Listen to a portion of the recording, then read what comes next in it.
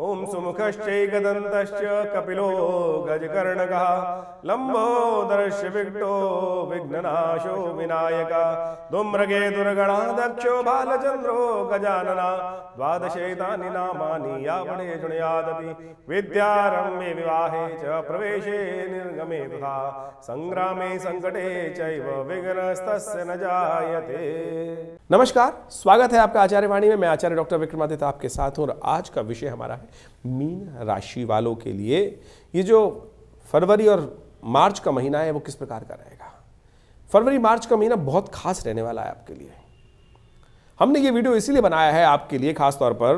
वैसे तो हम अलग अलग प्रकार की वीडियो बनाते हैं आपके लिए, आज अलग अलग प्रकार संवाद उपस्थित करते हैं, लेकिन फरवरी और मार्च का महीना जो है कई ग्रहों का परिवर्तन आपकी राशि के दृष्टिकोण से बहुत महत्वपूर्ण योग बना के ला रहा है। देखिए, इस वक्त बृहस्पति महाराज पिछले 4 महीनों से वक्री चल रहे थे और आपके लिए भाग्य पर पूरी दृष्टि डालकर बैठे थे। चीजें सही दिशा में जाने की बजाय थोड़ी सी पीछे की तरफ नेगेटिव चलती चली जा रही थी। वो आपने 4 महीनों से ऑब्जर्व भी किया होगा। उसका कारण कहीं रहे, उसके कारण ये रहे कि शनि महाराज आपकी राशि में पिछले 2 सालों से जहां चल रहे थे 7.5 का प्रभाव उत्पन्न कर रखा था। स्वग्रही होकर 7.5 में यानी 12वें भाव में बैठे हुए थे आपकी राशि के दृष्टिकोण से, और 12वें भाव में चलते हुए स्वग्रही पेनल्टी वाले, जुर्माने वाले भाव में, नुकसान वाले भाव में शनि महाराज चलते हुए स्थिति में उत्पन्न कर रहे थे। तो पहला राशि का जो 7.5 का था उसने कई प्रकार से आपके टांगों को बृहस्पति ने इन 4 महीनों में पीछे खींचा, आपकी इस गति को कम किया। शनि महाराज ने लगातार नुकसान बनाने का उपयोग किया और मंगल रही सही कसर मंगल ने पूरी कर दी कि पुरुषार्थ ही करवाना कम कर दिया। पुरुषार्थ जो हो रहा था वो हिम्मत तोड़ दी करीब लगातार। और शनि का प्रभाव, मंगल का जो प्रभाव है, कई सालों बाद ऐसा हुआ है कि कर्क राशि में बहुत लंबे समय तक रुक रहे हैं। आपके पंचम भाव में, यानी आपकी जो राशि के पंचम भाव में, बुद्धि वाले भाव में सबसे कमजोर जहां हो रहे हैं मंगल, वो काफी लंबे समय तक चले। अब हुआ क्या, 21 जनवरी को तो मंगल परिवर्तन करने की तरफ चले गए। मंगल परिवर्तन करके आपके बहुत बढ़िया इंपॉर्टेंट चतुर्थ भाव में उपस्थित हो गए, जो आपके लिए कुछ नया रास्ता बनाने के लिए, नए संपर्क साधने के लिए, नए सहयोग को लाने के लिए, आपके दोस्तों की संख्याओं को, दोस्तों की तरफ से लाभ देने की रास्ता बनाने, यानी माहौल अच्छा बनाने की तरफ आ गए। कमजोर है अभी भी, लेकिन एक बहुत अच्छी बात क्या है कि फरवरी में करीब 24 फरवरी को मार्गी भी हो जाएंगे, तो इसके बाद बहुत तेज गति से आगे चलेंगे। सबसे अच्छी बात यह हो रही है कि शनि की 7.5 जो चल रही है उसमें शनि हो जाएंगे अस्त।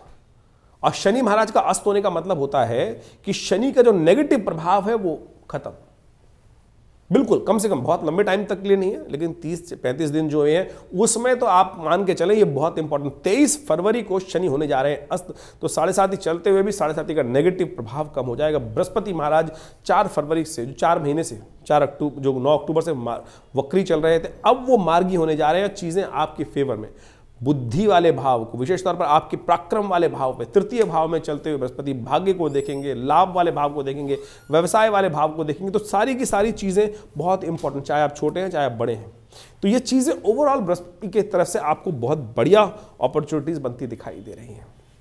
ऐसे में भगवती दुर्गा की आराधना, यज्ञ जितना आप करोगे ना, ये आपके वारे न्यारे 2 महीने, जो चीजें आपने 2 साल में शनि महाराज ने आपके अंकुश पे लगा के बैठे हुए थे, जितने जुर्माने नुकसान देने के योग बना रहे थे, तो ये 2 महीने यदि आपने साध लिए, सही चीजें समझ ली। अब हमको नहीं पता आपकी राशि में, जन्मपत्री में क्या योग बने हुए, लेकिन गोचर के दृष्टिकोण से मीन राशि वालों के लिए समय जो है बहुत महत्वपूर्ण है, बहुत लाभ का समय है। और ऐसे में इस समय को पूर्ण तरह से लाभ लेने की तरफ आप चल लो, तो इस बात को ध्यान रखना। बस एक ही नुकसान होने के योग दिखाई देते हैं, छोटी छोटी बातों में आप इरिटेट बहुत जल्दी होने वाले हैं। इरिटेट मत होना। क्या होता है इरिटेट में, एक बार आपका ब्लड प्रेशर बढ़ गया ना, फिर क्या होता है उसको कम से कम 72 घंटे लगते हैं ठीक होने के लिए, फिर दवाई खानी पड़ती है। गोली मत खाओ, अपनी बुद्धि को शांत रखने का प्रयास करो, बृहस्पति को ताकत देने का प्रयास करो। जितने दुर्गा की आराधना करोगे, दान पुण्य इत्यादि धर्म का कार्य करोगे, उतना बढ़िया आपके लिए चीजें सहूलत देने के योग बनाएंगी। इस ज्ञान मुद्रा का अभ्यास, ये बृहस्पति की मुद्रा है। ज्ञान समझ लीजिए ज्योतिष के दृष्टिकोण से क्या है कि ये उंगली बृहस्पति की है, ये शनि की है, ये सूर्य की, ये बुध की, और बृहस्पति की जो उंगली है, आपको बाह्य किसी नख की आवश्यकता नहीं है, किसी चीज की आवश्यकता नहीं, केवल ज्ञान का। माँ भगवती दुर्गा का मंत्र, सर्व मंगल मांगल्ये शिवे सर्वार्थ साधिके शरण्ये त्र्यंबके गौरी नारायणी नमोस्तुते, और इस ज्ञान मुद्रा का अभ्यास, चीजें इन 2 महीने में आप परिवर्तन करने की अद्भुत योग बना सकते हो। 7.5 का प्रभाव, नेगेटिव प्रभाव है, शनि महाराज के अस्त होते ही वो भी खत्म हो जाएगा। फिर गलती यदि हुई तो आपकी वजह से होगी, समझ लेना आप। मीन राशि वालों, ये गोल्डन अपॉर्चुनिटीज आपके लिए बनकर तैयार होकर सामने उपस्थित हो रही हैं आपके लिए। इसलिए हमने ये स्पेशल संवाद आपके समक्ष रखा है कि फरवरी और मार्च का महीना ऐसा रहेगा कि जो 2024-25 जो 23-24 में आपके लिए शनि ने खराब किया है, अंतिम में शनि अस्त होकर उन सब चीज़ों को ठीक करने की अपॉर्चुनिटी आपके सामने दे रहे हैं। ज्योतिष का यही लाभ है कि समय को सही पहचाने। वो क्या है ना कि सुनार लगातार टक टक करता रहता है, एक लोहार की होती है, एक बार में ही चीज़ को पूरा कर देता है। तो यानी ये समय है 2 महीने का, बृहस्पति के पूर्ण लाभ जाते हुए बृहस्पति हैं, उसके बाद तो बृहस्पति बदल जाएंगे, आगे निकल जाएंगे। और ये वर्ष तो विशेष तौर पर बृहस्पति के लिए बहुत खास रहने वाला है। आपकी राशि के स्वामी हैं बृहस्पति महाराज। राहु आपकी बुद्धि में चल रहे हैं, जो ग्रहण लगा रहे हैं, तो ज्ञान का उदय कीजिए। इसलिए इस ज्ञान मुद्रा का उदय करते हुए बहुत चीज़ों को समझते हुए कार्य कर लेंगे तो ये वारे न्यारे करने के योग अवश्य बन जाएंगे। तो ज्योतिष का ये योग आपने देखा किस प्रकार से बृहस्पति, शनि और मंगल के योगा योग के परिवर्तन के अनुसार से बन रहा है, और फरवरी और मार्च का समय बहुत महत्वपूर्ण रहने वाला है आपकी राशि के अनुसार से। आपने उसका पूरा भविष्य तो जाना, लेकिन इसके बाद साथ साथ हमको ये भी समझने की आवश्यकता है कि ज्योतिष के दृष्टिकोण से आपकी राशि में के अनुसार से समझ लीजिए तो गोचर का प्रभाव हुआ। देखिए, ज्योतिष को अध्ययन करने के लिए और जन्मपत्री का विश्लेषण करने के लिए, आपके भाग्य के संबंध में जानने के लिए बहुत सारे पहलू समझने की आवश्यकता होती है।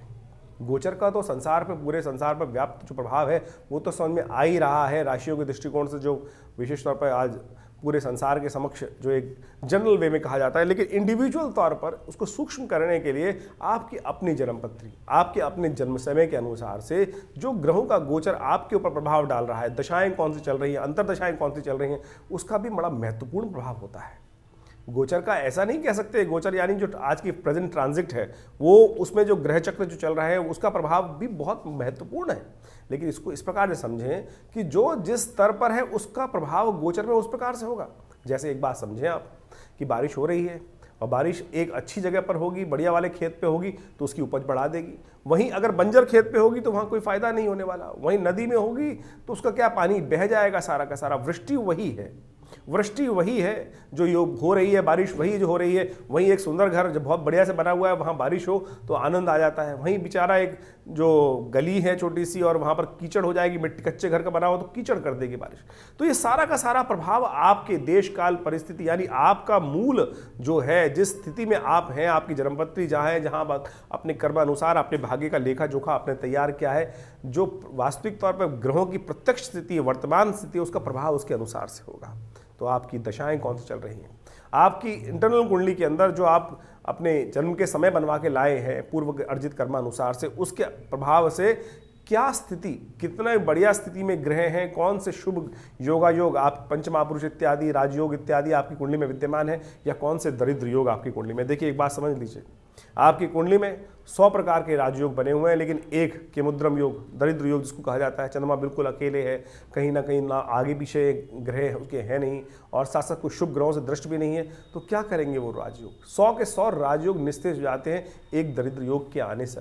तो यही समझ लीजिए, बहुत सारे लोग बोल देते हैं ना कि अरे हमने इतने बढ़िया बढ़िया कुंडली में सब कुछ ग्रहों चल रहे हैं, लोग मेरे भाग्य में क्यों नहीं जाग रहा है। कारण हो सकता है उसका, उस कारण का यदि सही समय पता चल जाए तो उसका निवारण भी प्राप्त हो जाता है। तो ये संपूर्ण प्रकार के योग, अच्छे बुरे जो योग पड़े हुए हैं आपकी कुंडली के अंदर, उसको अच्छे से एनालाइज करने की आवश्यकता होती है, और उसके बाद गोचर के प्रभाव को यदि सही से समझ लें तो जीवन में वारे न्यारे प्राप्त कर सकते हैं। हमारा एक कहना है विशेषतौर, बड़े भाग्य मानुष तन पावा, बड़े भाग्य से मानुष तन प्राप्त होता है। और ऐसे ही दुख में समस्याओं से ग्रसित होते होते यदि जीवन निकल जाए तो फिर इस विज्ञान का फायदा क्या है? विज्ञान का फायदा यह है कि हम उस जीवन के कष्ट जो है उनको निवृत्ति प्राप्त करने के लिए समय समय पर जो उनकी एनालाइज करके रास्ते को सही रूप से प्राप्त कर लें। देखिए, आज इसका मैं एक उदाहरण और दे देता हूँ आपको कि पहले क्या होता था, लोग पूछते पूछते जाते थे कहाँ जाना है, कैसे जाना है, भैया ये घर कहाँ पड़ेगा। आज की तारीख में विज्ञान ने तरक्की की, गूगल का इंदाज कर दिया, और गूगल की जैसे जैसे तरक्की प्राप्त हुई, आप घर में बिल्कुल बहुत बार 99% तो आप ठीक जगह पहुँच जाते हैं। किसका प्रभाव है? विज्ञान का प्रभाव है।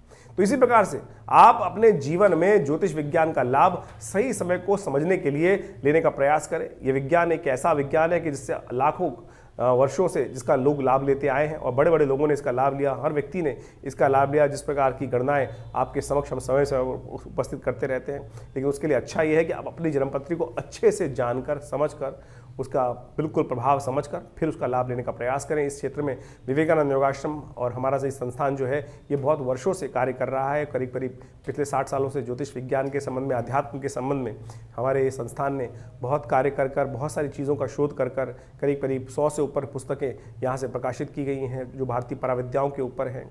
पूरा योग प्राकृतिक चिकित्सा आयुर्वेद का हॉस्पिटल है जो विवेकानंद योगाश्रम में चल रहा है। वहाँ पर ही आप बहुत सारी चीज़ों के साथ जुड़ सकते हैं और नित्यप्रति भगवान के सुंदर आराधना के लिए यज्ञ इत्यादि जो आश्रम पे होते हैं उसका भी कार्यक्रम आपके समक्ष हम समय समय पर बताते रहते हैं। उन सब के साथ जुड़कर आप आध्यात्मिक लाभ भी ले सकते हैं जो विशेष तौर पर समय समय पर रहता है। हमारे आश्रम से जितने लोग जुड़े हुए हैं, वैसे तो हम अपने चैनल के माध्यम से उन समस्त गतिविधियों के संबंध में आपको अवगत कराते ही रहते हैं, लेकिन जो हमारे यहाँ कॉल कर लेते हैं उनको हम व्हाट्सएप के माध्यम से भी समय समय पर आपके प्रश्नों का निदान भी देते रहते हैं, तो आप उनको भी जान सकते हैं। बहुत सारे लोग जो दिल्ली आना चाहते हैं वो रविवार को हमसे मिल सकते हैं। सुबह 8 बजे से लेकर 10 बजे तक एक जो यज्ञ का कार्यक्रम होता है, नवग्रह शांति महायज्ञ, गायत्री महायज्ञ हर रविवार को रहता ही आश्रम पे।